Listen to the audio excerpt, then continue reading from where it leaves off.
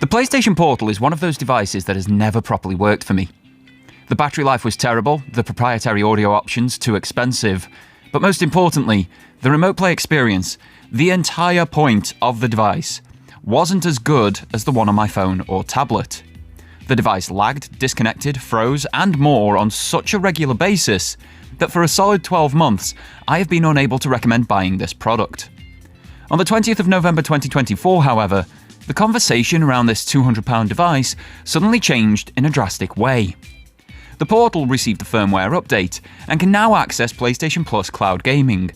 So suddenly, you can play PlayStation 5 games without a PS5. This is now the cheapest way to play PlayStation. But is it any good?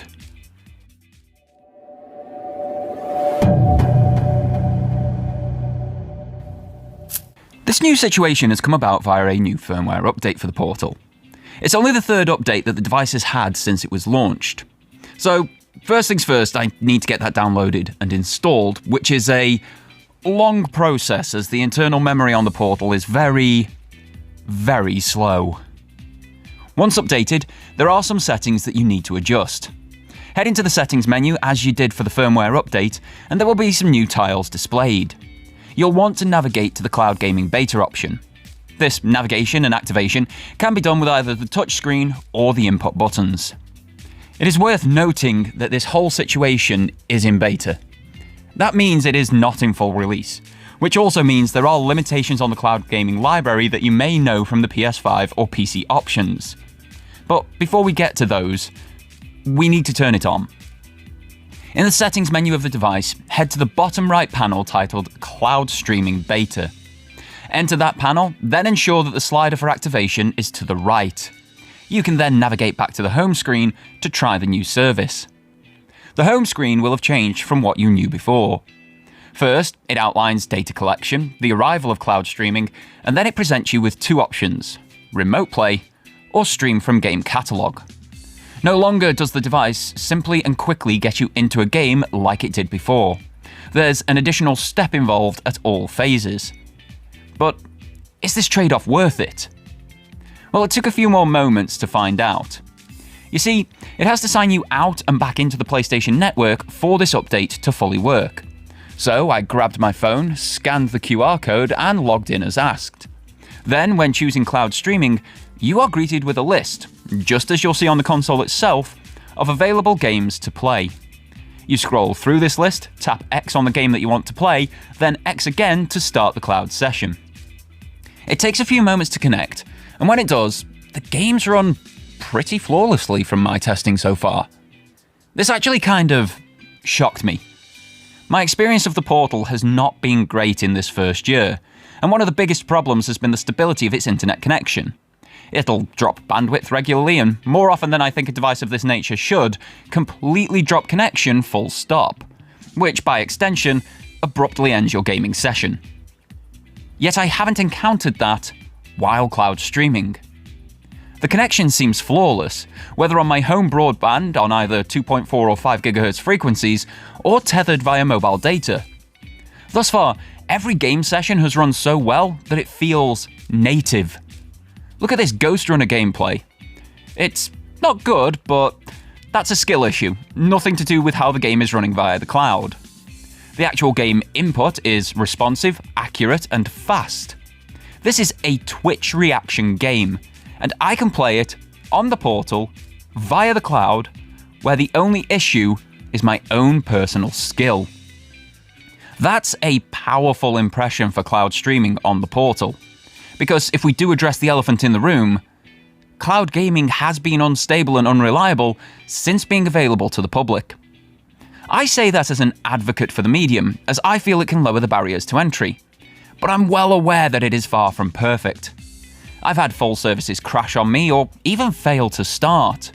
I've had horrendous lag, screen tearing, pixelation, essentially any issue that you can think of for cloud gaming, I have had within this house and the surrounding area. But on the flip side of that conversation, I've also had many perfect experiences where everything just works, as if it were hardware in front of you. Unfortunately, that flip-flop experience isn't going to change with the Portal.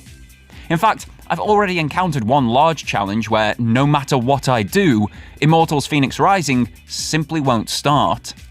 It's available on the service, displays on the home screen, but it will not play. It's the same with Demon's Souls. Just will not start no matter what. But if a game does start for me, thus far, they've all played incredibly. For me, that changes the value proposition of this device. Previously, it was dead easy for me to say no to anyone who asked if they should buy one, because you could get far better experiences on the devices that you already owned. There was no need to spend £200 or $200 more on a device that just did remote play, but did it worse than a phone. But a phone can't do PlayStation Cloud gaming, especially not for PS5 titles. The only two devices on the planet that can stream PS5 games are the PlayStation 5 itself, and now, the PlayStation Portal. What this means is you could go out today and buy a Portal for £200. You could set up a PSN account if you don't already have one, and purchase PlayStation Plus Premium. If you buy that annually, it'll only cost you £120 as opposed to the £168 when purchased monthly. Therefore, for £320, you have a PlayStation console with all of the bells and whistles of the base PS5, including all the DualSense feedback, a great IPS screen of the correct aspect ratio for the games, access to PlayStation 5 games for a full year, included speakers and microphone for online play, and all for only £20 more than an Xbox Series S, which has nothing else included. This update just made the PlayStation Portal the best value current generation console going. Even if you want to take that thinking long term, say you purchase 4 years of PS Plus Premium to take us to the end of this current console generation. That's £480 spent on PS Plus for 4 years if the prices remain the same, which past experiences say they could do. Add in the £200 for the Portal, and you're still £19 cheaper than the PlayStation 5 Pro hardware. And the Pro only has one game inclusive of that cost. The Portal has an entire cloud library. And don't forget that you need PlayStation Plus on the PlayStation 5 and the Pro too, if you want to play online. If you only take Essential, that's an extra £60 per year, with Premium being the aforementioned £120, expanding that golfing cost between the Portal and the home console PlayStation options. The Portal's value has skyrocketed. But let us not be naive here. There is another side to this discussion that isn't so rosy. The drawbacks. And there are plenty here. First, this is a beta. This means that anything and everything can change before a full release, and that could be good or bad. But it also means that any impressions that we get now likely won't relate to the final release, which, given the rate of updates the Portal has seen, could be another 1 or 2 years away. Closing a game when streaming is needlessly complex right now. You have to open the touch menu and close the game from there. The PlayStation button does nothing in a streamed title. 3 generations of using the PS button to navigate home, and suddenly that isn't an option on the Portal. Poor implementation. Trophies are a problem. They just pop up and say, bronze trophy earned. You could argue it's a case of screen space, but the full data is there for remote play, and it's legible. And even the Vita gave you the name of the trophy, and that had a screen half the size. Save game transfers have no rhyme nor reason to which ones work and which do not. Ghost of Tsushima worked, no worries, but Ghost Runner made me start a new game. The Last of Us Part 1 didn't recognize save data, nor did Control Ultimate Edition, but Death Stranding and Miles Morales did. This needs to be addressed, because as it is, it's a hugely frustrating challenge. Switching from game streaming to remote play requires a multitude of additional button presses, especially when it remains on the cloud option when in rest mode. This means that the Portal's beautiful and swift ease of use as a remote play device from that original release has been completely undermined. Right now, the available games are very limited, especially compared to the PlayStation 5 itself, only boasting around 100 titles. There's no word on if or when that may expand. It's also worth noting that currently, only PS5 titles are available, so PS3 and PS4 cloud games cannot be played on the Portal. PlayStation Plus also doesn't add games day and date, so using this console to play will mean you have to wait for games to be added to the PS Plus Premium service before you can play. Sometimes this happens within a year with the likes of Remnant 2. Sometimes, even 2 years later, there's no sign of the game being added like God of War Ragnarok. On the PS5, you can play PlayStation 5 titles purchased on the PlayStation Store via the cloud. This isn't possible currently on the portal. But these are all minor inconveniences. Things that individuals and Sony can overcome in time. An actual and legitimate issue is that this service is only available in 30 countries. To put some perspective on that, Western Europe has 27 countries. Countries that don't get the cloud streaming include Australia, South Korea, New Zealand, China, Ukraine, India, Mexico, and the list goes on with there being 195 recognized countries in the world. And it's not like these aren't gaming countries either. South Korea, China, and India's gaming population dwarfs the rest of the world combined. Why is this service not available there? It's also still cloud gaming. So while my initial impressions, and those of many others, are positive, this isn't going to be the case for every single user.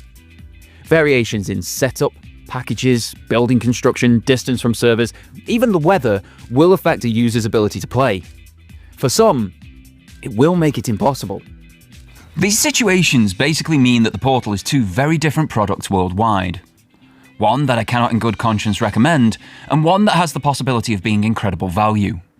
The end user's geographical location and personal setup changes the value of the device massively.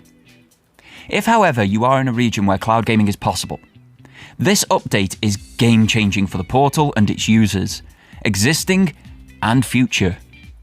It is a £200 console that grants you access to the PlayStation ecosystem. With 4 years' use, it is still cheaper than the PlayStation 5 Pro. Yes, there are challenges. Yes, there are advancements I would love to see or even expect to be there that currently are not. But as a starting point, as a way into the current generation gaming, if you live in one of the 30 countries that PS Plus cloud streaming is available, the Portal now seems to be the best value current generation console available. This video was produced after 1 year's use of the PlayStation Portal purchased and paid for personally by Doragon. Cloud streaming is available via PlayStation Plus Premium, again purchased personally by Doragon. The service is currently in beta and likely to change over time. Neither Sony nor PlayStation know that this video is being made. They do not get any copy approval or early preview of its contents. If they do see it, they will see it for the first time right alongside you. I would like to thank you all so much for tuning in. If you've liked this video, I think these will also be of interest to you. In the meantime, my name is Doragon. You can find me on Threads at Doragon86 or in the Discord in the description. And until next time, folks, have yourselves a fantastic day and take care.